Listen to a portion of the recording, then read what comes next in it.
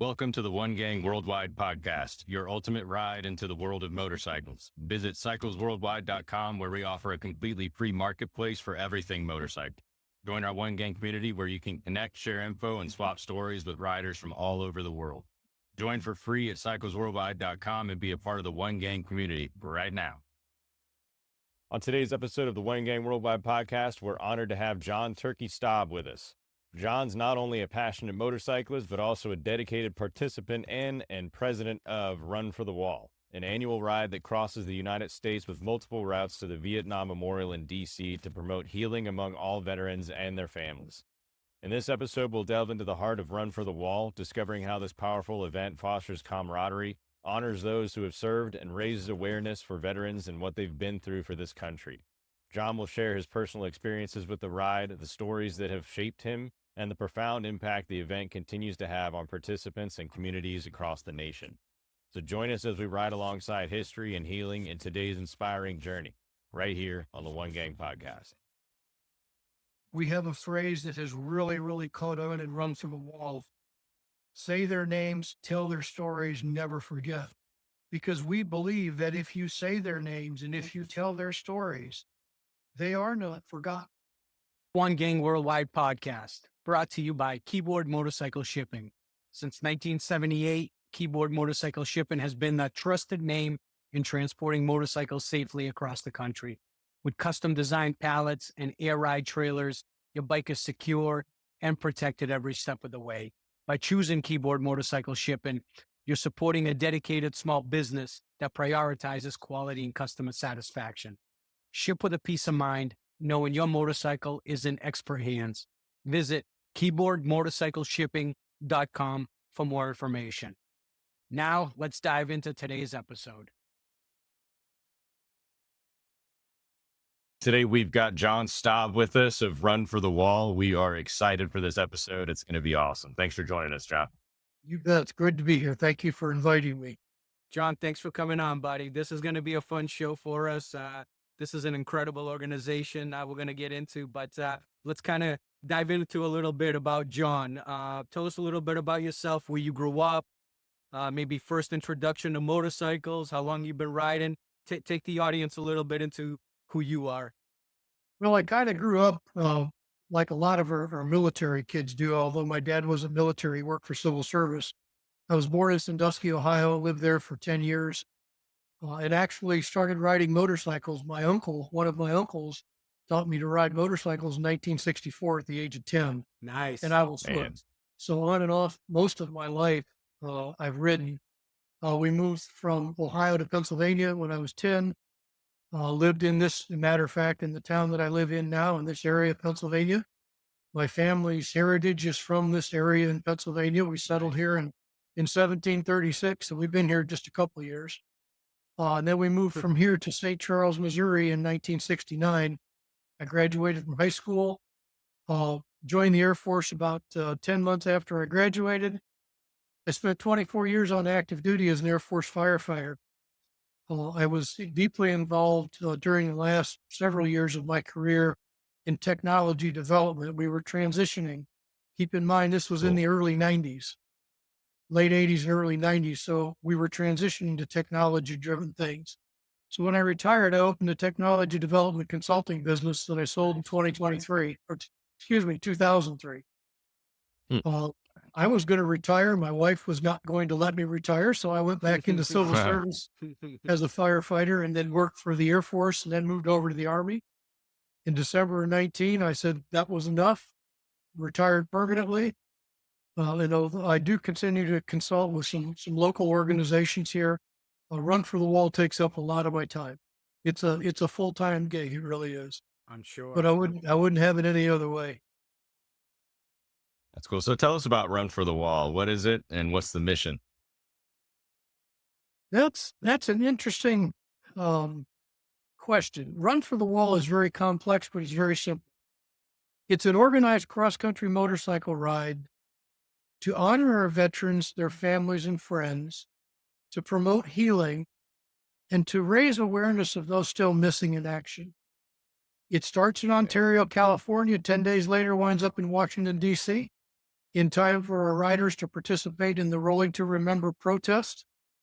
It started as a means of feeding concerned veterans and veteran supporters into Washington, D.C. in time to participate in what was then Rolling Thunder. And we continue that tradition some 34 years later. We've added another route that is more in time and in tune with our younger veterans, and that's what we call the sandbox route. Right now, it currently leaves Washington, D.C. on the Sunday of Memorial Day weekend, and we go to Marseilles, Illinois, to the current conflict wall, where we honor the veterans that are on that wall, much as we honor the veterans that are on the Vietnam. That's awesome. Can you tell us about the protest for those who aren't familiar with it? Well, that's a very deep subject. So in the 70s, there was considerable, and there still is considerable evidence that our government did not live up to its promise of its veterans and did not make efforts to bring everyone home. Mhm. We have riders that ride with us who have family members with video of their loved ones being captured. Mm. We know there are veterans that were traded to other countries for considerations. So Rolling Thunder was a protest designed to take it to the heart of Washington, D.C., to the political capital of the United States, and show the dissatisfaction. You know, America places its hopes and dreams for the future on the backs of our veterans, males and females alike, without gender or race, creed, color, religion, any of that stuff. There's no divisiveness there. We are one as we are soldiers, sailors, airmen, and Marines.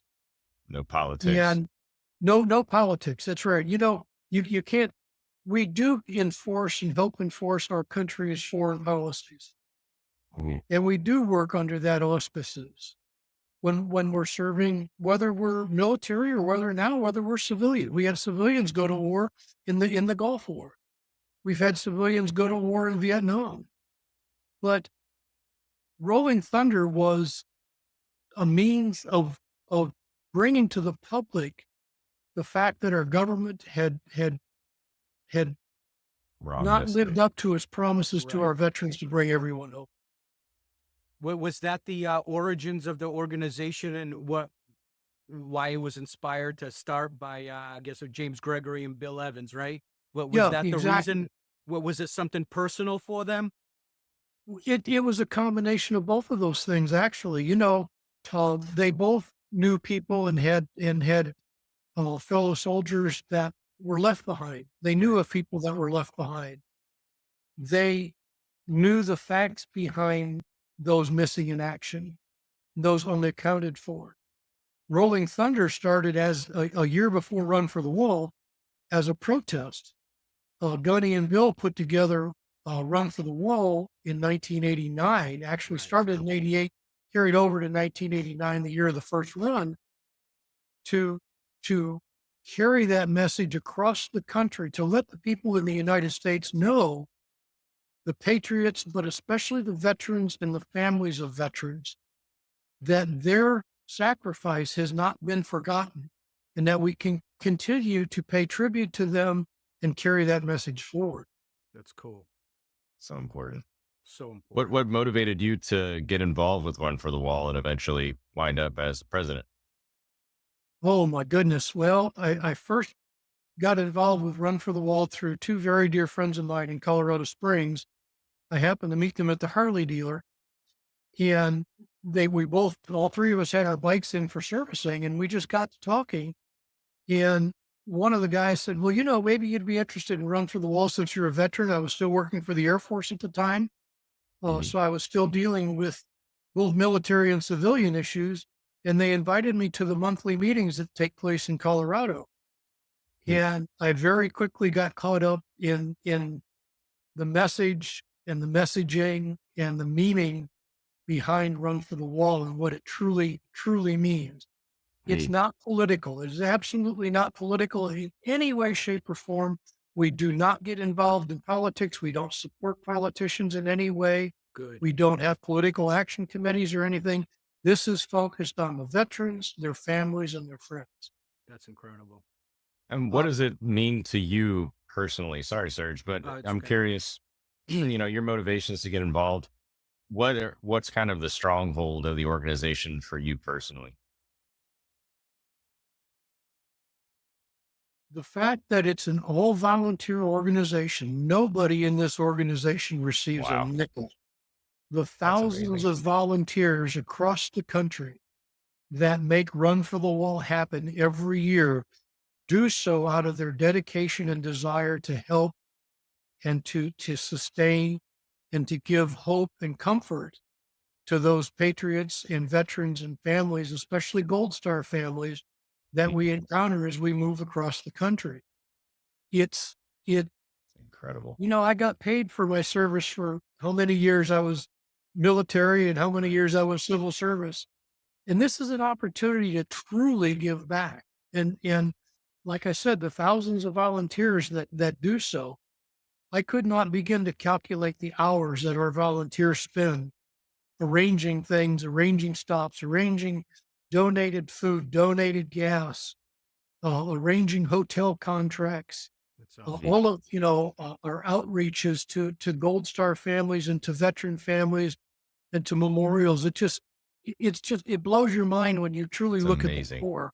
Yep. And one Yeah. of the things that I found throughout my career, for whatever reason, I don't know what it is, but I always have seemed to be drawn to um, learning and becoming a leader within the organization. And as a Mhm. firefighter on active duty in the Air Force, I eventually became one of the youngest fire chiefs in the Air Force in 1984, actually, Nice. and Wow. continued that career. I've worked at headquarters Air Force and headquarters Army and Air Force uh, in policy and policy development and working across the myriad of issues uh, that an organization faces. So as I worked my way through Run for the Wall, I was invited to become a part of the staging team with the Colorado contingent. They were leading the staging team at the time on Central Route, and I was invited to become part of that. And I saw that as a way to contribute because every morning, the first thing those people see, the first thing our riders see every morning is the face of that stager when they're coming in to stage and get in platoon order.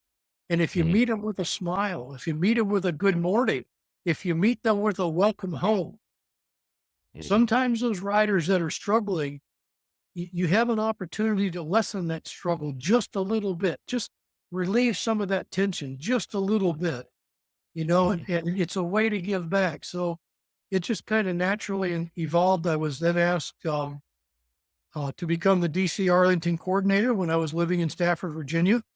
I was the DC Arlington coordinator for 5.5 years.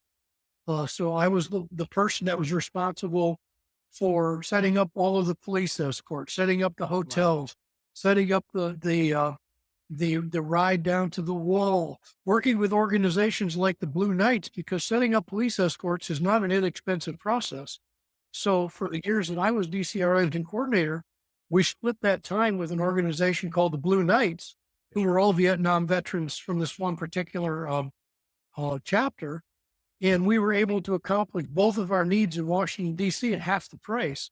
So we were able to Mm. give across borders. So It you're was a saying, borderless opportunity. I was So gonna cool. say, so you're saying for any type of rides that are set up like this, you have to the money for the police escorts and stuff like that comes from the organizations. Oh, yes. It comes, Wow, yes, no sir. shit, Yeah. no kidding, Yeah. huh? And oftentimes we've been very gracious in that we get phenomenal, just stunning support from police organizations across the country. I can speak specifically about Central Rail because that's the one I ride, but starting in Ontario, California, Right, the California Highway Patrol shut down Interstate 10 so we could get on the interstate, shut it down. amazing, Wow. So we could get 300 bikes out of Ontario onto the interstate safely. nice, They escort us for example, to our first gas stop. They help us get off the highway. They direct traffic downtown. They work with our road guards and allow our road guards to work with them. New Mexico, same way. The road guards get to do bump and runs with the New Mexico Highway Patrol. It's the same way in other states. Missouri shuts down Interstate 70 as we roll east. Wow. I mean, I love that.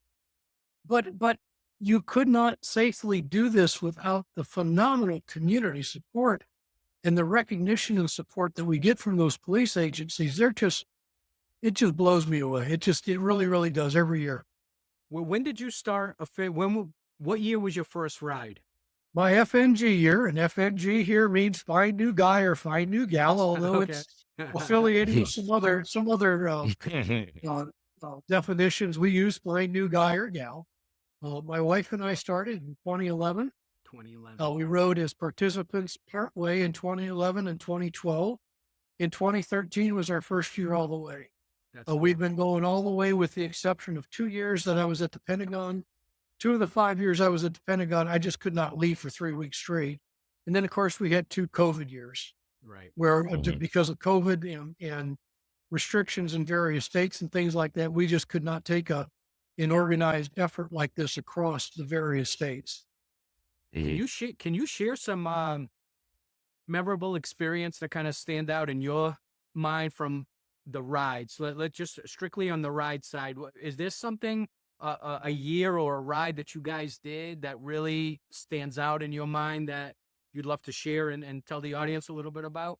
There's 2 or 3, Sergey, and one of them, 2 of them I'd really like to touch on. One of them I have to be careful of because I don't want anybody to be able to identify the individual. We had a Vietnam vet that came back in '68, I believe. He was alert, long range reconnaissance patrol in Vietnam from Colorado, and was not able to get east of the Mississippi River from 1968 until I met him in 2013. 2013. He had not been east of the Mississippi River. Wow. He got involved in Run for the Win. In the first year, we got him to the Mississippi River.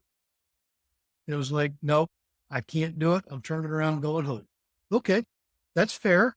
You know, we've got chaplains that ride with us that are trained counselors. They know how to deal with these situations. We don't pressure anybody to do anything they're not comfortable. The second year, we got him east of the Mississippi River. You know, it was a great thing. Turned around before we got to Washington, D.C. and said, man, I can't get to D.C. I cannot do it. The third year we got him to Washington, D.C. I can't go down to the wall. I can't do this. I cannot. Okay. The fourth year we got him down to the wall. He then became very active in a leadership role and Run for the Wall and participated for as many years as he possibly could. Wow. And that it's just one of those things that just grabs you. And then I think of, again, I'm going to talk about Central Route, but Midway Route and Southern Route both have similar circumstances like this. We go into Gallup, New Mexico. And in Gallup, New Mexico, the Black Gorge Society, which is a society of, I believe it's 3 tribes of Native American tribes and Native American warriors, welcome us into Gallup, New Mexico, and they put on a special ceremony. And it's a ceremony for warriors, a ceremony honoring warriors. And at that ceremony, they honor us by inviting us into their circle of warriors. We are one. Huh. We are one with our Native American brothers and sisters. That's awesome. And that's incredibly emotional. Yeah, I'm sure. As we ride across the country, we oftentimes see people standing on overpasses, waving flags or just waving to us. Our itineraries are published. They're public. Even in California, I've seen over the last several years a surge in people in California recognizing what we're doing and coming out and welcoming us and inviting us. It's just truly touching. You get into Kansas, and Kansas this year was a rather tense experience that we can talk about. But Well, normally, what happened, if you don't mind us asking? well, we got caught up in a very, very fast developing storm, rode through three hailstorms, Wow. 2 tornadoes, horizontal rain. It was absolutely Sheesh. a motorcycle. A motorcyclist, 'night in a mirror, but our leadership, 2 of the 3 hailstorms, 2 tornadoes, horizontal rain. It was absolutely a motorcyclist, night in a mirror, but our leadership, 2 of the 3 hailstorms, 2 tornadoes, horizontal rain. It was absolutely as fragmented as the pack became, it became fragmented into three main pieces between our leadership and our road guards, knowing what needed to be done for the safety of our riders. We got everybody in shelters and understand from Oakley, Kansas to Russell, Kansas, there are no shelters. There's nowhere you get off and Wide exit open. the interstate and there's nothing there. Looking So for a we had to bridge. push forward until we got to where we could get off and shelter. We took accountability of our riders. We tended to, there were some minor injuries. I mean, hail hurts even at 20 miles an hour. Absolutely. You get golf Mhm. ball size hail, it's kind of an Yeah. alley, right? It Yeah. gets your attention. And where we would normally see people from Kansas on these overpasses waving American and POW flags and welcoming us in, we now saw horizontal rain and incredibly high winds and golf ball size hail. But the people that welcomed us into some of these gas stations, I can't think of the name of the place we stopped at. It's at exit 184 on Highway 70. We went into the gas station. Well, they had lost power, but they recognized that we were travelers and they recognized that we were on motorcycles. And one of the things we wanted was something warm to drink. So they gave us access to their coffee for free, That's cool. their hot chocolate for free. That's The super sheriff's department and the Kansas Highway Patrol knew we were coming through, and they knew we had hit this weather phenomena, and Mhm. were out looking for us and making sure that we were okay. When you think of a military unit that guides and helps one another through tense situations, our experience in Kansas this year is a perfect example of that. And we're not the first route to have that happen. Southern routes had it happen, and Midway route has had it happen. So it speaks to the quality and the dedication of the leadership on Run for the Wall. That was pretty phenomenal. It really was. I mean, I spent 41 years in a career in fire and emergency services responding to all different types of emergencies and disasters. I was at Ramstein Air Force Base in 1988 at the air show crash. I was actually downtown Mhm. Oklahoma City by accident in 1995 for the bombing. Wow. You see some things and you learn things along the way. You work with emergency management professionals and you pick these things up and you know instinctively how to react in these circumstances. And our leadership did a phenomenal job on this. That's great. So this year we didn't get to see the Kansas out on the interstate waving the flags, but when we got to we were supposed to get to Junction City at 5:30. We got to our hotel at 11 o'clock that night. Wow. Mm.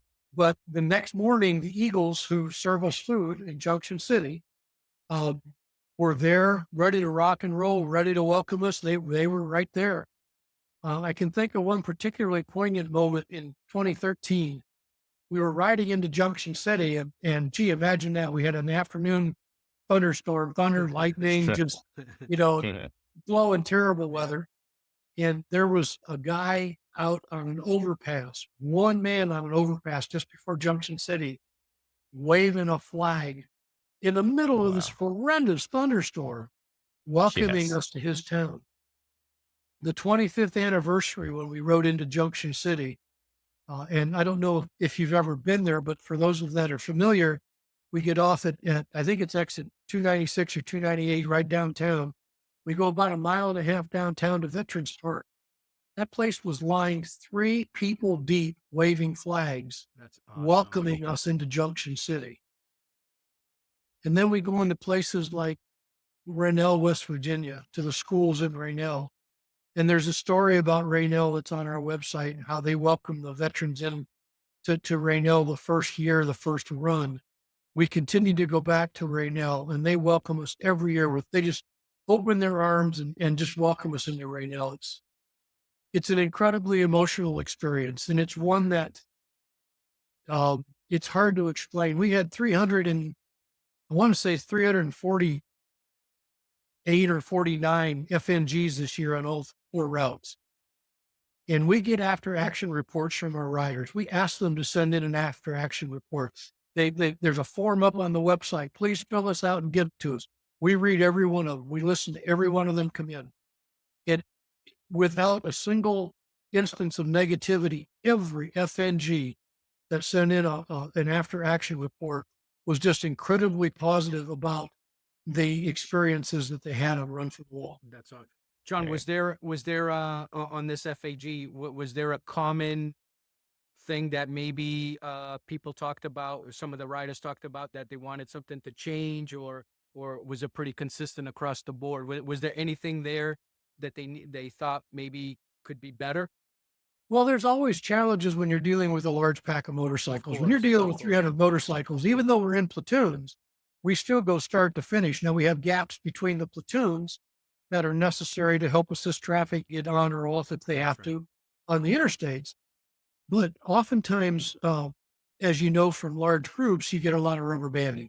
Absolutely. And it's incredibly difficult to lead a group of motorcycles, even a group of 30 motorcycles. I mean, when I was leading staging, I had 30 bikes in staging, let's say 26 to 30 bikes. It varied Mhm. year to year. But even there, no matter how, when you get on the interstate and you start to roll up slowly, there's still going to be a little bit of rubber banding. Rubber banding is probably one of our biggest challenges. But every one of the FNGs that we had was incredibly positive about the organization. We had an LA motor 28-year California motor cop. Okay. FNG this year. And this was a true compliment to our road guards. It said he has never seen an organization put together a ride so focused, so rider focused, so intent on safety, keeping the riders safe, moving them, in an organized and efficient manner, as he saw with Run for the Wall. Man, And that's cool. it was caveated with this "I'll be back" kind of thing, right? Right. What a And compliment. we felt that that's reflective of all of our routes. All of our routes have these professionals. Many of our road guards are former law enforcement officers. So they understand, and many of them are motor cops, former motor cops. So they've ridden in situations like this. They've done escorts. They understand the challenges that a group like this has with traffic. hmm So you mentioned the importance of staging, and you also mentioned the vet who eventually made it to the wall. That's such a moving story. And we're curious, could you talk a little bit more, elaborate on how Run for the Wall specifically promotes healing for veterans? What aspects of the ride and the organization play into that? We remind everybody from opening well, geez, even in the off months. I do a president's newsletter every month. Our route coordinators do a newsletter every month.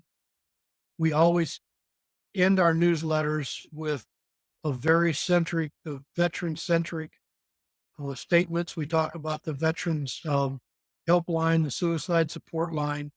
We have a Wonderful. phrase that has really, really caught on and run for the wall. Say their names, tell their stories, never forget. Because we believe that if you say their names and if you tell their stories, they are not forgotten. And we practice what we preach in that respect. From the very beginning, our people are organized into platoons. Now, across all 4 routes, the first element is the pack of road guards. And the reason the road guards are first is because they need to drop off and get back on at various locations, and they don't want to interfere with the pack. So the road guards ride a quarter to a half a mile ahead of the pack. The first element in the pack is the missing man formation.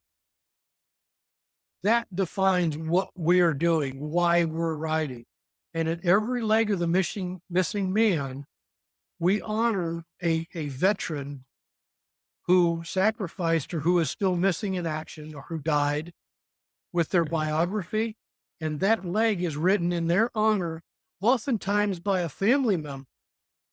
Wow. And it's a true missing man with the route coordinator and the assistant route coordinator or the state coordinator in front, the 2 people in front, the one bike of the person that is riding for someone, the gap for the person that's missing, for the veteran we're honoring, and then the 2 in the back. So it truly is a missing man formation. It's very distinctive.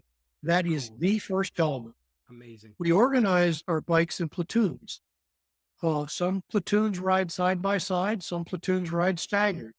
Obviously, trikes and trailers, or trikes and bikes with trailers don't ride side by side. They don't have room. FNGs have to ride in a staggered platoon for at least the first 2 days. This is not your hog run. Right. This is not and no disrespect to our hog chapters, by any stretch of the imagination, but this is not your weekend. We're going to take off and run down the memorial, have a short ceremony, and go home. This was a 10 or 11 day, or in the case of the sandbox route, a 3-day mission that starts at 5:30 in the morning and oftentimes doesn't end till 5:30, 6 o'clock at night. So we have to be very cognizant and very conscious of the health of our riders and the status of our riders. So every morning we have an organized meeting, and the route coordinator and those that are relevant that have information for the riders speak at that morning meeting. And then we break to platoon leader meetings or team meetings where the platoon leaders speak to their riders. This gives them an opportunity to get kind of up close and personal with them, to get to know them, to make this a personal experience, to talk with them about some of the challenges that we may encounter. Central Route does 550 miles on 2-lane highways. Wow. You take 300 motorcycles, even with the phenomenal support that we get from the New Mexico State Police. You That's take still a 300 lot. motorcycles and put them on a 2-lane highway Absolutely. for a day and a half, and I'm telling you, it's can be a hair-raising ride. But the road guards work with the state police to keep it safe, and we talk about those challenges. We go into the Eagle Nest, New Mexico, and Angel Fire, New Mexico, in that valley there at 8,900 feet. Wow. We've got people that may have been longtime smokers or maybe having COPD issues and things like that. So we have to get up close and personal with our people so we can look them over and make sure that they're safe and communicate with them. Yeah. Well, what kind of miles are you doing? Obviously, the trip is broken down through days. Do you have a set amount of miles that you ride each day? We don't have an established amount of miles. We do have goals every day, and those goals are pretty common. One of our days may be 305 or 310 miles. Another day may be 120 miles. Right. It depends on where we're at and what we're doing and where we're going to and from. Gotcha. So the mileage varies. The first day, at least for Central and Midway route, is typically the longest day. That can be a very long day. And even then, for example, Central route goes from Ontario, California to Williams, Arizona. Midway route goes from Ontario, California to Albuquerque. So we're climbing up into an elevation. We're getting off that sea level thing, that 500 feet thing. And you get up to 5,000, 8,000 feet in sea level, and you're going to notice the difference in your people and in temperatures. So the riding challenges can be many. There's been snow in Williams, Arizona the morning everybody woke up and get ready to leave. They woke up with 4 inches of snow on the ground. Wow. One year, Jeez. I think it was 2 years ago, the wildfires that were in New Mexico, we were not able to go to Eagle Nest. We had to deviate to Raton, New Mexico. And we did so. We deviated to Raton, and the next morning up jumps a major snowstorm coming across Colorado Springs. And we were trying to get to Lyman, Colorado by going up to Colorado Springs and cutting across. Well, guess what? That didn't work. We had to deviate. And we had enough riders, enough leadership that remember an old route we used to take through Trinidad to La Junta and then in the back roads up to Lyman, that we were able to safely navigate through that or around that snowstorm rather, and get our riders safely to our designated spot. Gotcha. It was kind of a precursor to Kansas this year, if you will. For sure. For sure. Got to make adjustments. Yeah, you've got to adjust and overcome, because when you've got 300 riders that have to, you've got people, organizations that are donating food and time to feed us, to take care of us. There's not enough McDonald's and Denny's and Wendy's in Lyman, Colorado to feed 300 riders that show up all of a sudden. Oakley, Kansas, the town and the VFW there provide us lunch. Oakley, Kansas is a little bitty town. It's not like we can delay a day, because we've got these thousands of volunteers that are taking time off from their jobs and their families or their whatever their day-to-day obligations are to take care of us. So we have this this dual obligation, if you will. Mhm. It's interesting. Just an interesting observation is how militant you guys take, how militant of an approach you take to it all. It's kind of fitting. Well, how about if Um, we call it a military style approach as It's opposed gotta to a be. It's militant gotta be approach? because Okay?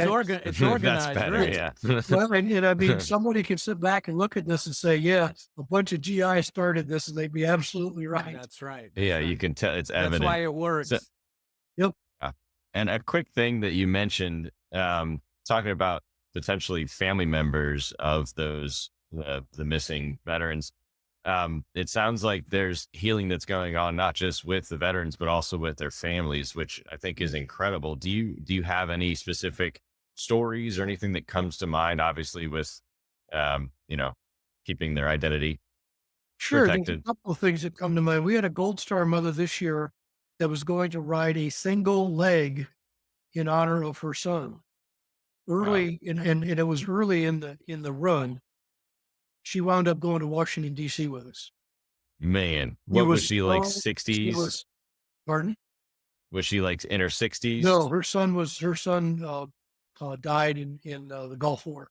Oh, the go. Oh, And so it was, losses don't ever diminish over time. The loss is still the loss. That's right. The amen. pain of the loss is still the pain of the loss. Mhm. She was a little hesitant. She'd never spent any time on a motorcycle. So we put her What? on a motorcycle with one of our very talented and very experienced riders. And Wow, she rode in the missing man formation. And that became her mission to get to Washington, D.C. We've man. had fathers and grandfathers bring their grandchildren. And that's something I specifically want to mention. When you register for Run for the Wall, you don't have to go all the way. You can register for a leg, you can register for a day. We have a program called Day Riders because not everybody has the opportunity to give up 3 weeks or 2 weeks or 10 days or to go across the country and turn around and ride back. It takes time. So we set up what we call the Day Rider program, especially for with some of our younger veterans in mind, so that they have the opportunity to bring their spouse or bring their children, or us older guys bring the grandkids or great grandkids, and teach them about patriotism and show them a little bit about what unity, So cool. what teamwork Yes. Awesome. truly feels like. Yeah. Mhm. And our day rider program has been pretty successful. We've had, I think this year we had 68 or so day riders. That's 68 people that would have never been able to experience Run for the Wall had we not set Yeah. that program up. That's right. Yeah. That's huge. That's the truth. That's really cool. Let me ask you this. Obviously, Run for the Wall raises awareness by the ride. What is it that throughout the remainder part of the year that your organization does? Like, what efforts other efforts are you involved in as far as bringing awareness? Some of the things that we're getting more and more involved in, for example, are podcasts just like this one. Awesome. We would love to be on veteran affiliated podcasts across this nation because we want the word to get out. We need to spread the word about Run for the Wall. We know that our older veterans, our Vietnam era veterans, are aging out. And point of fact, 2025 is themed the year of the Vietnam vet. We have some special things that we're setting up for our Vietnam veterans. We Cool. track our demographics very carefully. We're seeing where our older veterans are no longer riding or riding as long as they used to. So we're beginning a transition. We do fundraisers throughout the year. Our volunteers often do fundraisers. We speak at VFWs and AMVETs and HOG chapters and CVMA chapters and things like that to try and get the message of Run for the Wall out. Right. As a volunteer organization, it's very difficult because, for example, our board of directors are all volunteers. There's not a paid position in Run for the Wall. And many of our board of directors are have full-time jobs.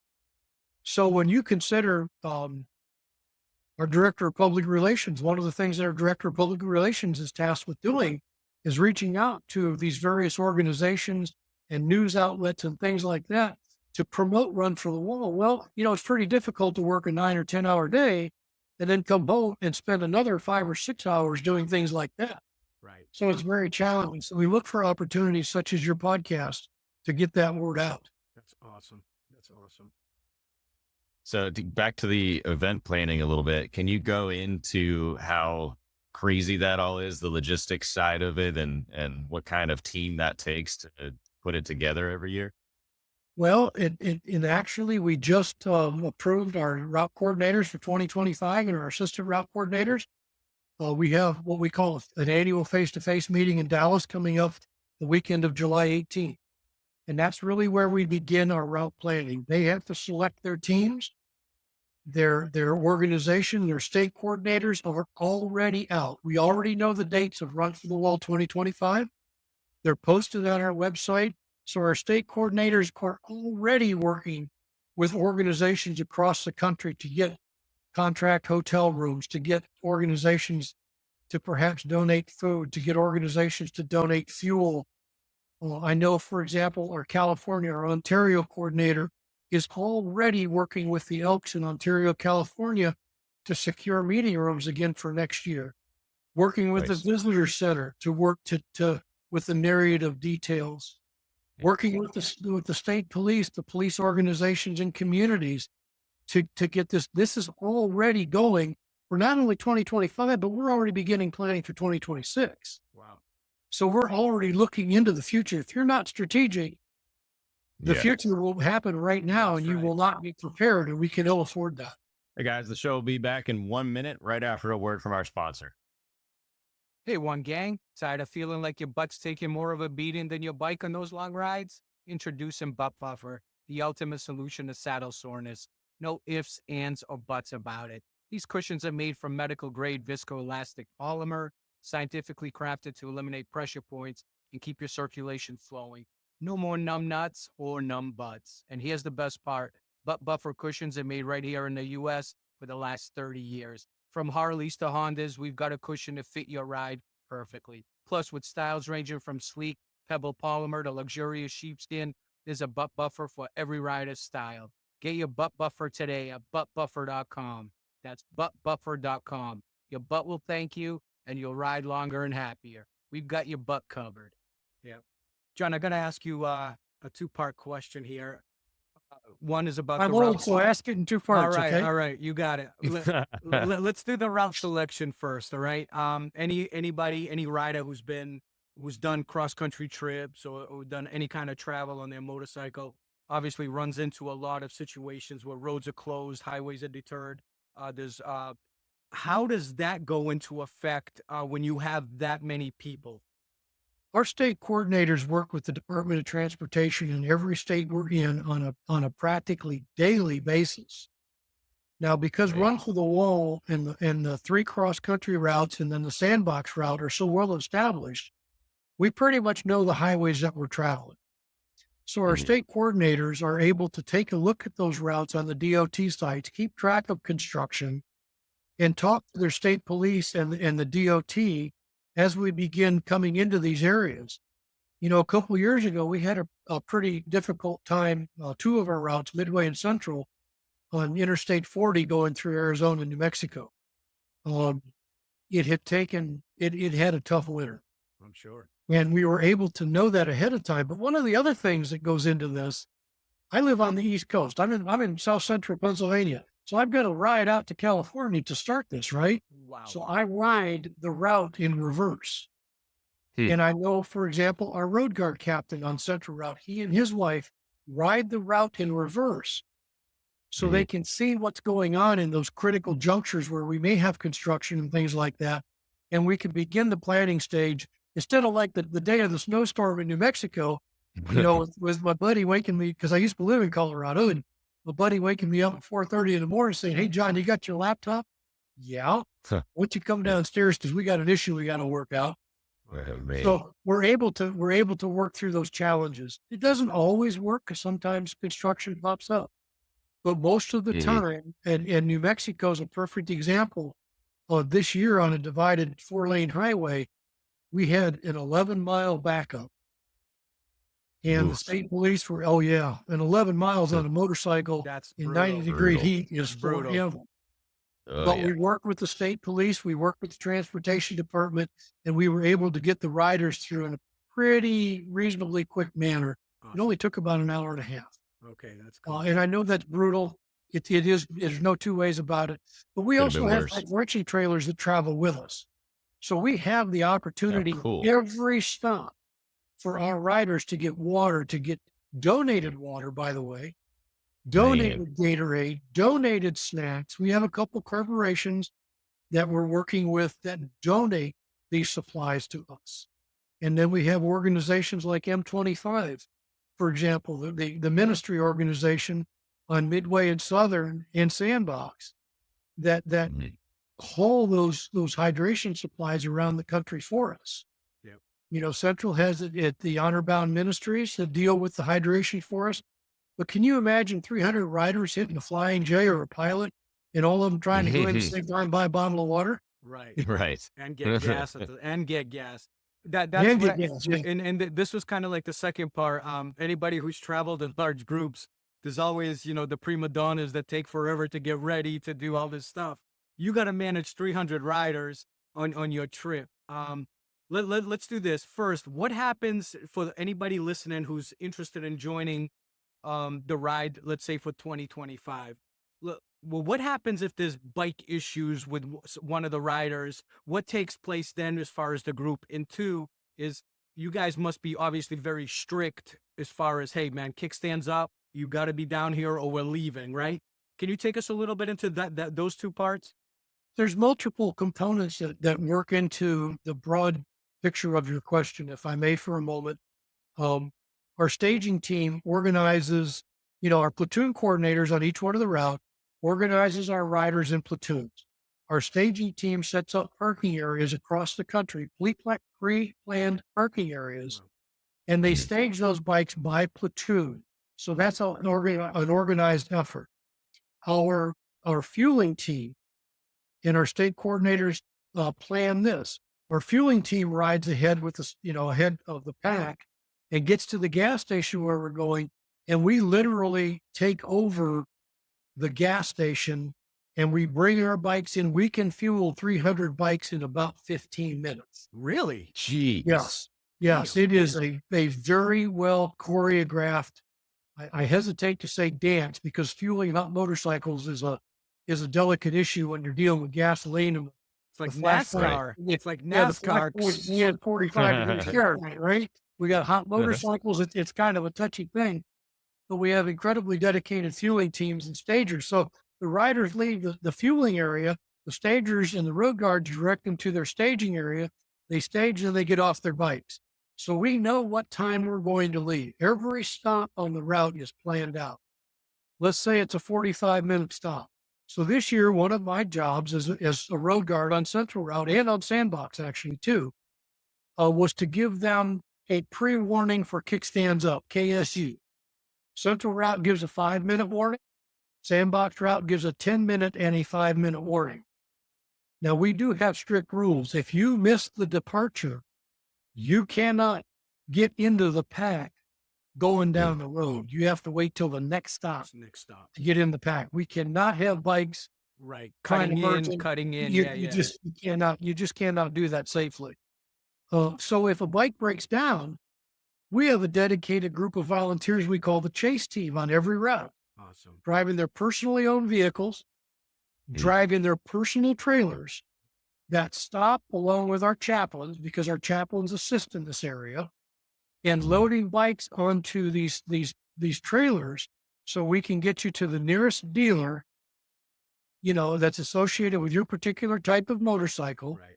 or the nearest dealer that can perhaps repair your motorcycle. Maybe it's just a flat tire, something like that. So we pick you up, or much like you hear veterans talk about no man left behind. We will leave no one behind. We aspire and truly try to live up to that motto.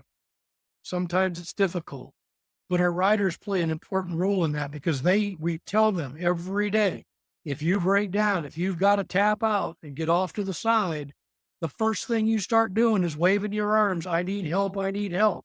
Well, through our radio communications process, you start hearing that, a motorcycle off on the right side at mile marker, blah, blah, blah, waving hands, they need help. Or sometimes somebody needs to tap out just to check their gear. So again, they'll tap out and they'll always go to the right side. You never go to the left. Right. You never go to the left. You always go to the right, and they'll give a thumbs up. And you'll hear the radio transmission, motorcycle off on the right side, mile marker, blah, blah, blah. We're getting a thumbs up. He's just checking. They're just checking their gear or something. They're okay. Awesome. Cool. It's a dance, Yes. brother. It really is. It is a Yeah, dance. Seriously. that's unbelievable to But if you manage think that about many it, again, people. going back to our military roots, how many units Yeah. have ever deployed somewhere and not had some form of support, some type of logistical support set up to deal with those kinds of contingencies? Yeah, absolutely. And we would be remiss if we Absolutely. didn't try and have that. Mhm. So going to the community support side of things. So you have these organizations and volunteers who are helping. You've got folks on overpasses waving. What else? What other topics come into mind when you consider community support of these different towns and stops that you're making? I think the thing that touches my heart more than anything is all of our routes travel into some economically challenged areas.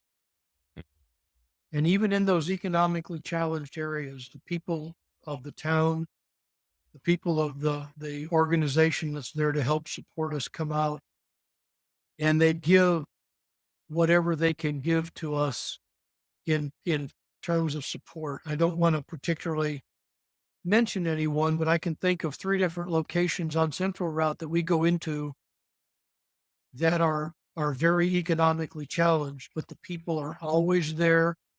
The kids come out of school in some of these towns as we No come way. into the town waving flags. That's awesome. We go in, Wow. yelling USA, USA.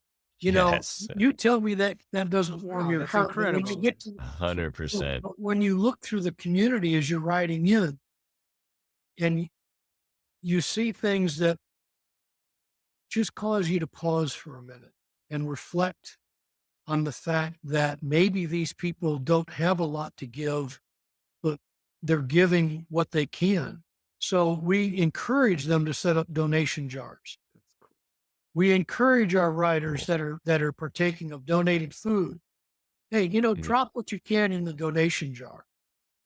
I don't want to say you get donated fuel and donated food at every location, because that's not what we're about. It's not about the donated food. Right. It's not about the donated fuel. It's about the incredible community support that we receive on all of our routes as we go across country. And oftentimes we need to reflect upon that and think about how incredibly fortunate we are.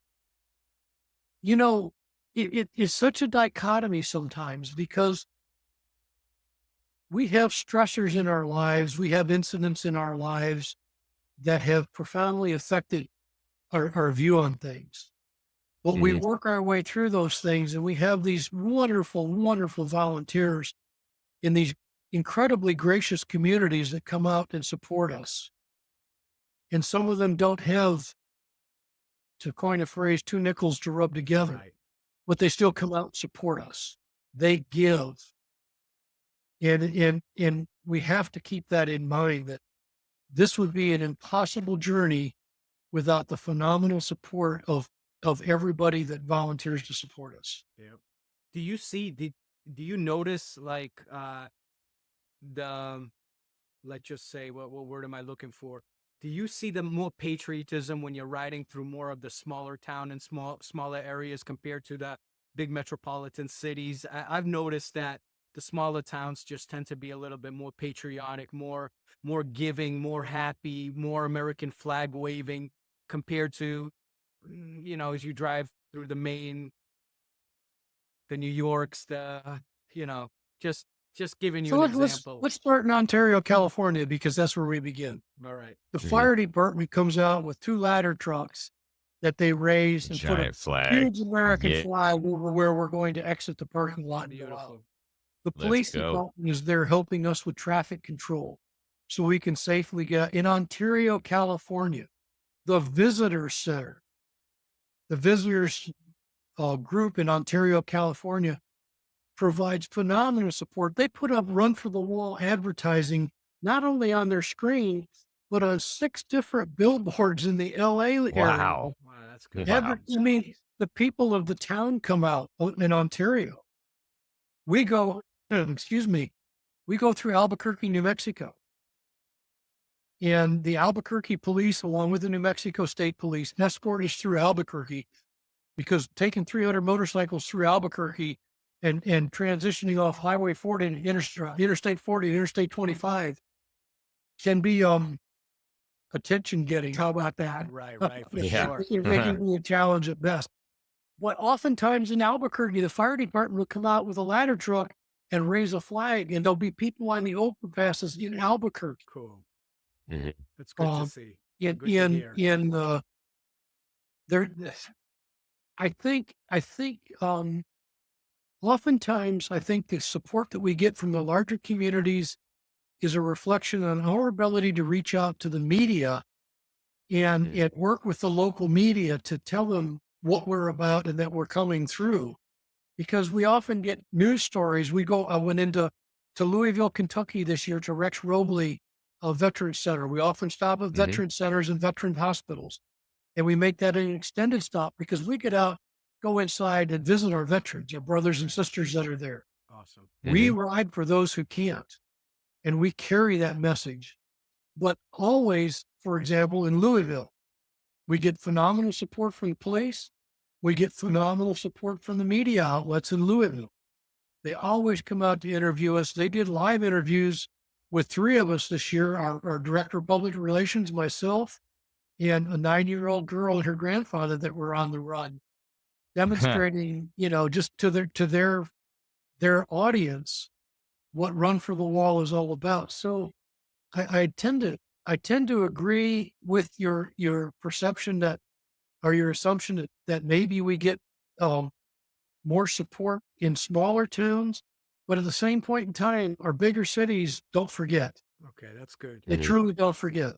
When you think about the Virginia State Police and the Arlington County Police, for example, that are absolutely up to their ears with Memorial Day weekend.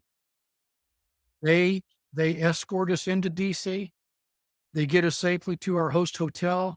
They provide traffic control and traffic support for us when we go visit Arlington National Cemetery. When our sandbox route leaves, they're there. Yeah, they're being paid to be there, but you know what? Those are oftentimes they're motor officers or officers that are off duty that have volunteered to take, the New Mexico State Police have a pool. The state police have to put their names in a pool to be chosen to ride with us for a day and a half. How cool is that? Cool. It is. Yeah, that's wild. That's great. I mean, it's great. it's just this. Sometimes it's overwhelming. It really is. Yeah, Absolutely. You mentioned reaching out to news and media outlets. As time has progressed over the years and technology has advanced, what are you guys doing? How have you adapted to take advantage of what's out there? Well, Social media or whatever. We just brought on a social media director to the board of directors. Excellent. This person's focus is social media, reaching out to the younger veterans. You know what? I'd like to think I stay in tune with things that are going on. I can guarantee I am not in tune with what's happening in the social media. I am of a different age and era of veteran. And I may be in tune with some of the challenges that our younger veterans are seeing, but our lifestyles are completely different. Our social interactions are completely different. And so we're working diligently with our new social media director to reach out to them and reach out to their organizations and get their attention and say, you know what, Run for the Wall is all about you. Not about politics. Right. It's not about anything else. It is about you. Our public relations guy is unfortunately, he's leaving after his tenure on the board. We hope he'll be back. So we're going to bring in a new public relations director. Like I said, working on reaching out to media outlets. We want Mhm. these, we want television interviews. Of course. Right. I want our state coordinators and our volunteers to reach out to the media outlets. Go on your local news channel. Let them do an interview about Run for the Wall. Find out what you're all about. Pennsylvania is an incredibly veteran supporting state. So I'm working with media outlets, not only here locally, because there aren't any, but up in Harrisburg and the York and Lancaster area to get the word out. And maybe if we can get the word out there, we can reach Philadelphia and Pittsburgh and get the word out in that respect. Yep. Yeah, that makes John, sense. John, you were talking about in regards to, a lot of the older veterans, Vietnam veterans, they're getting a lot older. Things are changing. My question is like, what do you see as the future goals and aspirations for Run for the Wall? Are there any initiatives or expansions planned as far as the next generation kind of taking over? We are actually working on that transition, and I don't want to get ahead of myself because we're working on a very special T-shirt for Run for the Wall that actually symbolizes that transition. So until that T-shirt's ready for sale and up in the store, I don't want to let the cat out of the bag. But um, the veterans that came back from Vietnam were never welcomed home. We want to give every veteran, especially our Vietnam veterans, a welcome home. We want them to feel welcome. We want them to know that they answered the call of their country, even during a most unpopular time. Yeah. They still answered that call. Absolutely. They were there. While our Gulf War veterans, our current conflict veterans, received a different kind of welcome home, that does not reduce or diminish the combat stressors Mhm. that many of them are feeling. And it's interesting that our Vietnam veterans have been so influential in helping us establish many of the policies and procedures of Run for the Wall that focus on that. Our ministers, our chaplains understand that combat stress is combat stress, and Okay. it can manifest itself in many, many different ways. And we need to be careful and supportive of that. But we don't want it to become a social group because it's not a social group. It has a very specific mission. And we Mhm. want that mission to carry on, especially the healing part of the mission.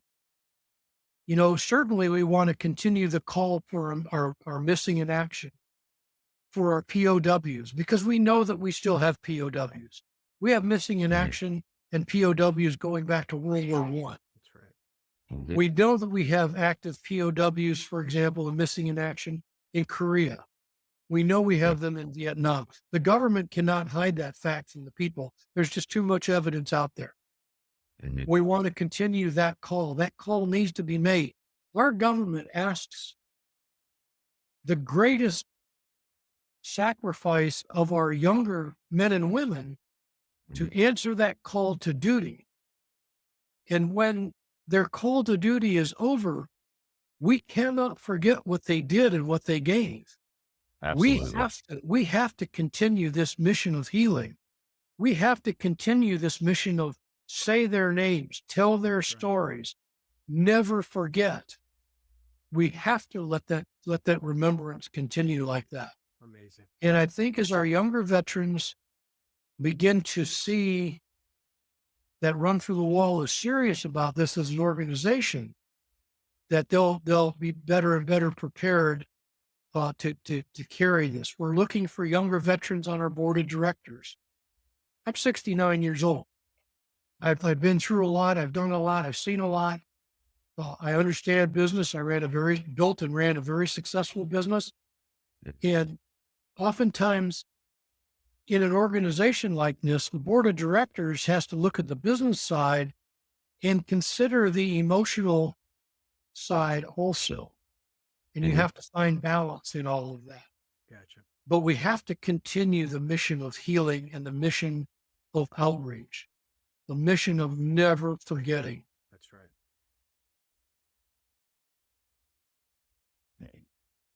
So we touched on modernization. We touched on sort of touched on future goals.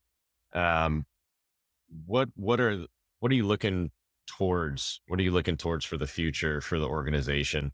Um, Obviously incorporating the youth and bringing them in and the younger veterans as well. But what is your 10,000-foot view of where you'd like to see the organization in 5-10 years?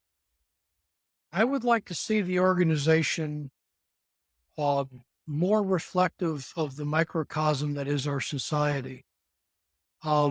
We are diverse, but I would like to see us become more and more diverse. We've had females that are route coordinators that lead routes. We welcome females. I would love to see the ability for some of our Native American veterans, some of our African American veterans to become more ingrained and more in tune with what we do and who we are. I would like to see it become more reflective of those elements of our society that we find to be so foundational in our society. We don't care who you are. We don't care. When I was very, very active in the Patriot Guard Riders when I lived in Colorado Springs. And we had a guy that was a member of the Banditos that rode with us. And he wore his colors to our Patriot Guard missions. But it wasn't about being a 1%er. It wasn't about being a bandito. It was about honoring whomever or whatever it was we were honoring that day. It didn't matter that he was a bandito. He was a veteran. He was a veteran supporter. Right. And we shouldn't care about those differences in us society in a societal way, but look at it as a veteran supporting veterans. Yeah, he's a veteran first. Pardon? He's a veteran first. He's a veteran first. I could care what the back of his vest says. That's right. I don't care. It does not matter. It just doesn't matter. We don't ask people to wear Run for the Wall patches. Excuse me. Our American Legion riders wear their American Legion patches. Our VFW riders, our CVMA riders. We don't ask them to change and wear Run for the Wall stuff. We ask them to be whom they are. That's right. John, let me and ask you represent who they represent. And that, I believe that's the future. Agreed. Definitely. John, let me ask you this. What message would you leave with our listeners, especially those who may be considering joining the ride? And part two of that question is how do they get involved? Take them to what needs to be done for them to get involved. There's a number of ways they can get involved. You can go to www.rftw.us to our website. The history of Run for the Wall and all of the information on the various routes to include their itineraries is on our website. I'm wearing a Run for the Wall, Remember Everyone Deployed shirt. Our online store is available off our website. Our donation page is available off of our website. We have a Facebook presence. Even if you can't get involved in the ride, for example, if you'd love to ride, but you don't have the time, donate your registration fee to Run for the Wall and support it that way, or buy some Run for the Wall swag. That's right. It's not going to get you to the governor's ball, but it's kind of cool. It supports our veterans and it supports Run for the Wall. It is cool. Consider volunteering. Maybe look up the state coordinator in your state and say, because their names and contact information are on our websites or on our website in the various route lists. Contact them and say, you know what? I can't do the run, but I'd love to get involved. I'd love to help you. What can I do to help you? How do I host a fundraiser? I want to host a fundraiser at my next CVMA meeting or my next hog chapter meeting, or my Harley Davidson dealer or my Honda dealer, my Indian dealer is having this weekend promotion. I would love to set up a Run for the Wall fundraiser. Nice. I can't do the run, but I want to support you. There's a myriad of ways to support us in that respect, because everything starts with volunteering. Absolutely. Absolutely. All right, John, before we get into the speed round questions, I'm going to ask my last question. Take us into the road nickname Turkey. How in Okay. the world did you get that? So kind of a long story. I'll try and get through it. In 2014, my wife and I were living in Colorado Springs. We were on the way back to Colorado Springs from Washington, D.C. after the run.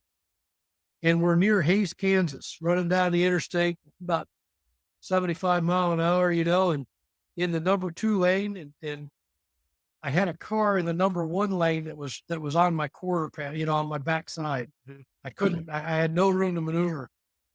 And up out of this deep dish come 2 Tom turkeys. And I'm running 75 mile an hour, and there's nowhere to go. Wow. Nowhere to go. I'm hitting these turkeys. No 2 ways about it. So I moved to the left as far as I could move. I took these 2, I was riding a Harley Ultra at the time. I took these 2 turkeys down the right side of the bike, kept the bike up, and pulled over to the side, and was looking at what turned out to be $6,400 damage to the motorcycle. Holy smokes. Oh, they a bent couple my of crash turkeys. bar, they And you broke kept the the bike up. lowers. Holy Well, and I crap. kept the bike up. Thank God. Thank Well, God. unfortunately, a minute or so after we hit those 2 turkeys, this Kansas State policeman came just screaming up to us and pulled over and said, "Are you guys all right?" I said, "Yeah, we're fine. We got turkey all over the motorcycle." Yep. I mean, we purposely Jeez. these things. We cleaned them and gutted them and everything right there on the spot, That's right? crazy. He said, "Well, you wouldn't know you were okay from looking back at the highway."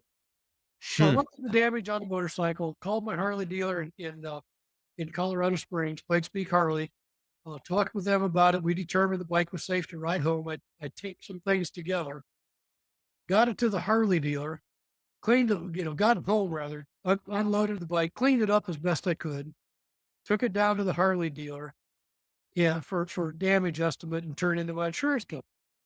Well, they called me a couple, 3 days later, said, "Hey, John, your insurance estimate is in. We turned it over to your insurance company." I said, "Okay, can I come down and get a copy?" "Sure, come on down." So I hop in the car and I run down to the Harley dealer, and the service guy was there. And he was a funny guy, anyhow, just a comedian. And the 2 buddies that introduced me to Run for the Wall just happened to be at the Harley dealer at the same time. Uh-oh. So Rich printed out this damage estimate that he had turned over to my insurance company, and he had my name and address on there. And in my name, he had John Turkey Staub. Rich, you didn't really do that. And he said, "Oh yeah, he did." Immortalized. Well, one of my buddies looked at me, he says, "You just got a new road name." That's And he fine. got hold of the person that makes up our name patches. And a week or so later, I had a new road name. That's funny. That's cool. Good story. I'm glad you Yeah. kept the bike up. Well, too. I That's mean, you got to important. earn your road name. You don't get to pick your road name. That's right. You got to Right. earn it. That's right. You definitely earned that one. Well, That's crazy. yeah, my wife still tells a story about where that turkey wound up on her because she was riding in the back seat, and I was sort of protected a little bit by the fairing and the lowers, even though both were damaged, but it circled around and really got her. Wow. Jeez. That's nuts. All right, you ready for the speed round? I don't know. I'm old and slow, so That's take it all easy. right. It's all right. You just buckle up. It'll be nice and easy. We go gentle. All right, buckled in. All right. So first question, what's the best motorcycle or your favorite motorcycle you've ever owned or ridden? I have ridden so many different motorcycles. Every one of them has their own unique qualities. I can't say that I have a favorite. I ride a Honda Goldwing now. I've owned Harleys. I've owned Yamahas. I've owned Kawasaki's. Every one of them is a bit different. And I think the rider has to find the motorcycle that's best tuned to what they need and what they want from the motorcycle. Okay. To each their own. Fair. Each their own. Yeah. If your motorcycle could talk, what would yours say about you? That I take good care of it, and I often ride it hard. All right. Good. I service it. I take great care of the motorcycle, but I also place some pretty tough demands on it. All right. Good. All right. This one might be hard. What's your favorite long distance ride that you've done? Oh, I honestly think my favorite ride truly is Run for the Wall. It's So, specifically, was there a year that sticks out to you? every year is different and every year is somewhat unique. I mean, we had the hailstorms and tornadoes in Kansas this year. We have the incredibly emotional events with Gallup, New Mexico, Raynell, Wentzville, Missouri. You know, every year is special. Every year is unique. But absolutely, my favorite ride has to be Run Through the Wall. I've done some long distance rides. I've ridden across. I got up to South Dakota in 2011, the week before Bike Week up there, to ride South Dakota. It's incredible. It's just beautiful. Absolutely. It was a beautiful, beautiful ride. It had a different vibe than Run for the Wall has. You know, it's just different. Right. I can't think of any ride that I've been on that has been my least favorite. How's that? That's good. Good way That to works. Put it. Good way to put it. Yeah, of course. I mean, you're up in Dakotas. You're relaxed. When you're doing Run for the Wall, you're a little bit more focused. Let's just say it that way. You've got a lot of responsibilities behind you, so you have to be. It's a totally different ride. But I think probably just listening to you talk, when you get into every point that you make, it's a sense of accomplishment that everybody's safe, everybody's still together, and so on. So that's good to know. Okay, here's a tricky one. Being in the Army and the Air Force, what would you say is your favorite branch of the military? Ben snuck that question in. No, I did. I changed it. I truly am beholden to the Air Force in that respect. I spent 24 years on active duty. And the Air Force and the people, my leaders, those that mentored me, those that taught me, that educated me, that helped me become who I am today, were decidedly Air Force. I learned a lot from senior Army leadership. I was very fortunate in the Army to have worked in the 2, 3, and 4-star areas of responsibility. I met assistant secretaries and secretaries of the Army and chiefs of staff and assistant chiefs of staff. So, but I think the Air Force probably had the greatest influence on me because I spent the greatest amount of time in the Air Force. I spent 24 years there, plus another career, but another 6 or 8 years as a civilian. Right. But the Army, I have no regrets going to work for the Army. It was phenomenal. I worked for some pretty cool leaders in the Army. I really did. All right, good answer. I bet. Good That's answer. awesome. Yep. I want to hear those stories in another episode. Okay, if you could time travel, which era would you go to and why?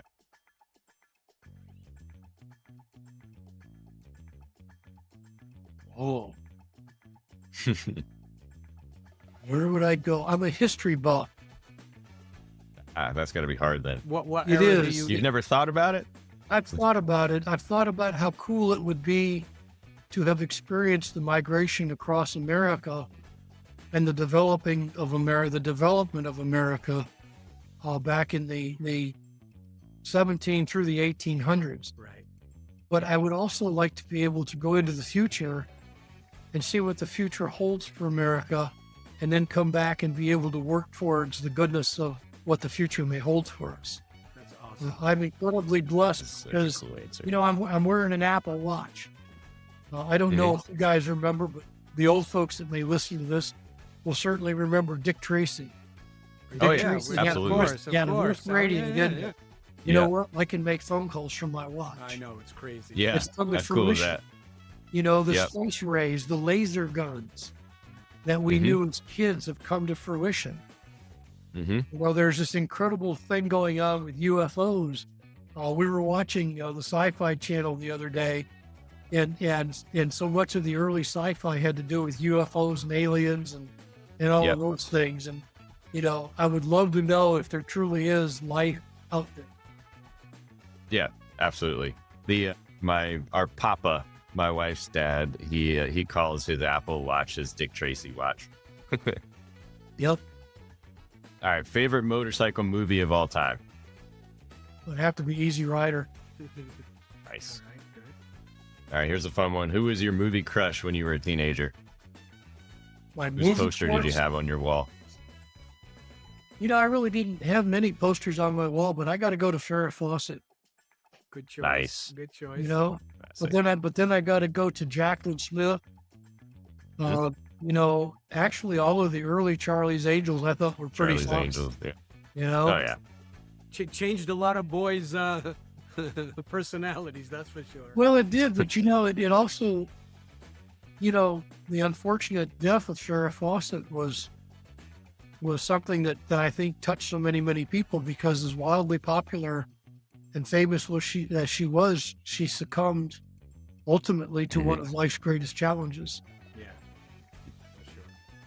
All right, if you could meet and have dinner with one person from any period in time, who would it be?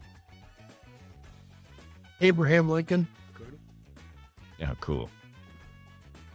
All right, one law you would change if you were president to impact the motorcycle community. One law I could change if what? If you were president. If you were president to impact the motorcycle community.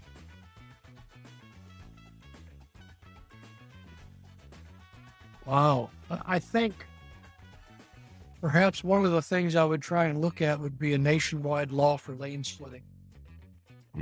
Well, I did a lot of writing when I was in Washington, D.C., between Stafford, Virginia, and the Pentagon. And at the time, I was riding a Harley. And as you know, Harleys have air-cooled motors. And in the spring and summertime, traffic would back up on 95, even in the HOV lanes that I was fortunate enough to be able to ride in. And I often wondered what kind of damage I was doing to my motorcycle, because Virginia had this archaic approach to lane splitting. Right. Yep. But then again, and I'll probably catch flack for this, Virginia drivers are offensive. They will deliberately cut you off and pull in front of you because that's who they are. Yeah. Northern Virginia riders. It's, Northern Virginia John, riders. I grew up in Virginia. I think it's across the board, buddy. I mean, I just think there's so many more drivers today, and the distractions that the vehicles have and everything. I just consistently believe that it's getting worse for the fact that people are paying attention less.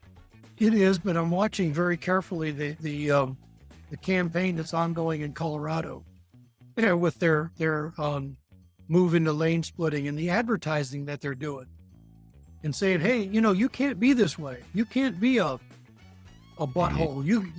You've got to open yourself up to this, because if you don't, we will come after you. And motorcycle riders, you have to be careful and conscious at the same time. Absolutely.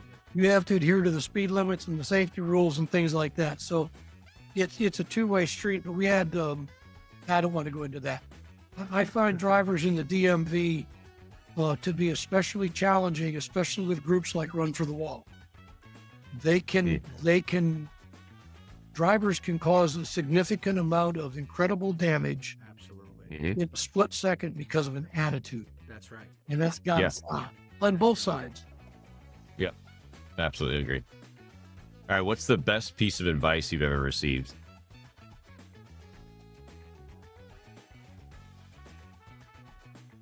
I think remember your past, remember where you came from. Not so much to focus on it, but to remember it. I grew up very poor. We did not have a lot of money when I was a child. I've had an incredible life and been very fortunate, and I'm not wealthy by any stretch of the imagination now, but my family has worked hard all of these years, and we're comfortable. But I still reflect on my past, because those people that are not as fortunate still have the same desire and aspirations as I have. And when I meet them and I come in contact with them and I deal with policy issues like we deal with on the run, we have to remember that past. If you don't remember the past, you are condemned to repeat it. And I can't, how many times have we done that? No, it's, I mean, we have that's where society's going nowadays, not to get political, but they're trying to erase history, which only creates it to repeat itself. So that's why I think the person that I would most like to have dinner with or spend time with would be Abraham Lincoln. He was faced, and I've done a lot of reading on Abraham Lincoln and his role in leadership, and I don't always agree with what he did, but I try and place myself in that same time period and recognize that he was trying to keep the Republic together. That's right. Through an incredibly divisive time. And he had to work his way through that. But I got to tell you, Lyndon Johnson would be someone I'd want to spend time with. Yeah. Because if you read about Lyndon Johnson, if you understand the personal change in his life that he went through, and to then sponsor the Civil Rights Act, there's a lot of lessons to be learned from leaders like that. There truly are. For sure. Absolutely. If you hang out with Abraham Lincoln, just make sure you don't go see any plays with him. Yeah, exactly. Especially not in Washington, D.C. Okay, here's a fun one. If you could get up and sing or jam with one band, who would it be? Eric Clapton. Oh, good one. Oh, great answer. That's but a close second is the Eagles. Eagles would be amazing. The Eagles. I love the musicality of the Eagles. I'm actually studying music right now. And I listen to the Eagles often, and every time I listen to them, I hear something different. And if you look at the juxtaposition between just Joe Walsh and Stuart Smith as two guitar players that are distinctly different, that contribute so much to the totality of the Eagles sound. I'd have to change that to the Eagles. Eric Clapton would be a close second, but it is the Eagles. All right, you take Glenn Fry's place then. God rest his soul. I would. Unfortunately, I'm not up to playing at that level, but I would in my dreams. How's that? Okay. All right, sounds good. That works. Okay, what's one piece of clothing that you love but your wife can't stand? Yeah. I can't think of anything. My wife is pretty cool about that, All right, good. You got a good When I used to woman have to wear a suit to work every day, she often said that she wished adult clothing was like for animals, and that they, you can match pants with shirts with ties and things like that. And she played a big role in me helping to pick out my suits and shirts and ties. So my life has changed. I wear more blue jeans now than I ever did in my life, but she's a blue jeans kind of girl. So nice. That's awesome. Okay, if they made a biker themed movie about you, who would play you? Oh my goodness. I say maybe Anthony Hopkins, a younger Anthony Hopkins. That's pretty good. Yeah, I'm kind of good with that. I want to not get political because I don't watch a lot of movies. I do watch some movies. I like Anthony Hopkins. I truly do. It would have to be somebody that is capable of expressing both sides of the coin. Right. As a firefighter, you're a very determined, dedicated, focused personality type. Or any of our first responders are truly like that. If you're truly into that, as president of the board for Run for the Wall, I have to be much more relaxed and much more cognizant of the strategic value of what we're doing and what we're looking at, and the fact that decisions we make today will have an impact 2, 3, 4, 5 years down the road. So you have to juxtaposition yourself between taking an 1 3/4 line into that burning building and extinguishing that fire, maybe rescuing somebody, or doing CPR or whatever, removing the auto from around somebody that's in an accident, to the fact that you got to back off now and think in terms of the strategies that are involved in making sure that Run for the Wall continues as a success. One of the things they taught me as a young firefighter when I was going through the Air Force Fire School was the lead follower, get out of the way. Make a decision. Don't be afraid to make decisions. And I find myself in that position even today as board president. I do not fear making a decision. That's an extremely important trait. And eliminating the analysis paralysis is crucial in moments like that. Yeah, no doubt. Okay, here's a more relaxed one. What is the funniest superstition? And if you're not superstitious, do you do anything pre or post ride?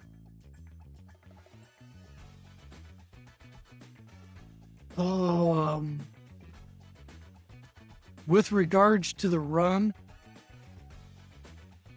I don't really have a routine. I have run clothing.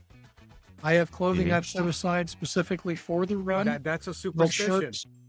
Well, my shirts, I wear high vis, sweat wicking shirts that have socks. pockets. Right. You know what bothers me more Okay. than anything else? They don't put pockets on t-shirts anymore. I yeah, know. you got to order. I some have to wear specialty. cheaters. I have to carry cheaters. Okay. Yeah. You know, but I'll be honest with you. I have a 33 Ford street rod. I do a lot of work. I do a lot of car shows and things Sweet. like that. Nice. I wear Cool. the same shirt and shorts to every car show that I go to. Okay. Yes, there's a What superstition. are they? It's a red shirt, button-up shirt that almost matches the color of the car, and a white pair of I guess they call them camper shorts that have a lot of pop. Oh, yeah. Yeah, could stuff yeah, a lot of cargo stuff in. shorts. Yeah. Yeah, cargo shorts. There you go. There you Yeah. go. Nice. Yeah. All right, last question, and we're at 1 minute and 27 seconds, so we're almost at that 2-minute mark. Besides the One Gang Worldwide podcast, what other podcasts do you listen to, or do you have a favorite? And if you don't do podcasts, what do you do to pass the time these days? Oh my goodness. I typically don't listen to podcasts. There are some that I would listen to. I used to follow some of the history podcasts and things like that. But I will tell you that between my daily exercise, and I still have an exercise routine I do every day. Man, that's why you I look balance Nice. it between cardio one day and Yep. and functional strength training the next. I study music. I'm working on music through the guitar. So I work on When you say guitar you and study keyboard. music, are you taking, I'm sorry to interrupt you, but when you say you study music, what does that entail? So I grew up with a somewhat musical background. As a young man, I studied vocal music and music performance.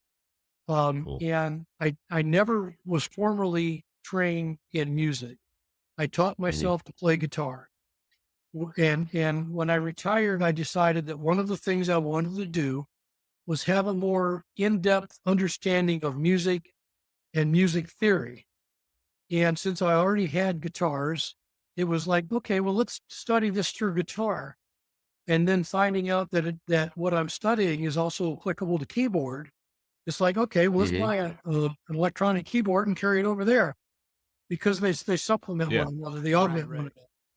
So I spend at least an hour a day in music. Good for you. I do 2 crossword puzzles a day to try Nice. to keep my mind Keep active. the noggin. Yeah, keep the Yep, noggin yep. sharp. Of Make course. me think. I read a lot. I work on the street rod. I work on the house. Good for you. You know, we go on days when it's not 95 and 95% humidity. You know, it's really nice being retired, because on Wednesday, if we want to hop on the bike and go for a ride in the Yeah, mountains, man. we hop on the bike and go for the ride. Go for a ride. In the mountains. You're close to the mountains area where you can get away from Yeah, the we city live in life. the Cumberland Valley that's more encompassed by the Shenandoah Sweet. Valley of Pennsylvania. We're the Appalachians, Nice. and not the Rockies. That's awesome, man. There's 2 very different riding experiences. My wife will tell you all about that. She prefers the Rockies. I don't really care, but mountains are mountains. So Right. I keep myself very busy. I really do. Good for you. Good for you. And if I Cool. feel like Well, you taking made a it. nap, I take a nap. That's amazing. Well, thanks, John. You made it through the speed round. We appreciated you joining us today. This was awesome. The cause is beyond moving, and we're excited. Hopefully we got some listeners that are going to get engaged. I know we will. We're really grateful for not just your time today, but what you've done in your contributions to this movement. Run for the Wall is incredible. So thank you so much. Yeah, Well, thank John, you so much for reaching out to us. And I'm always open to podcasts. If there's anything I can do to support you guys, if you'd ever want to do another one and focus on a specific aspect of Run Through the Wall, Absolutely. Done. there's always things like that. My email address is president@rftw.us.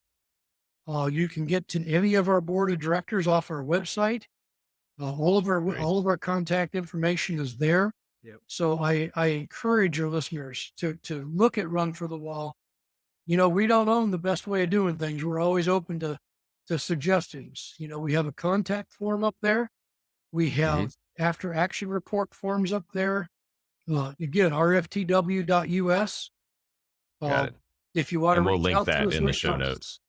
Yep. We'll put your email, and we'll also you mentioned the Raynell story. I'm going to find that on the website too, and we'll add that to the show notes as well. So people can check that out.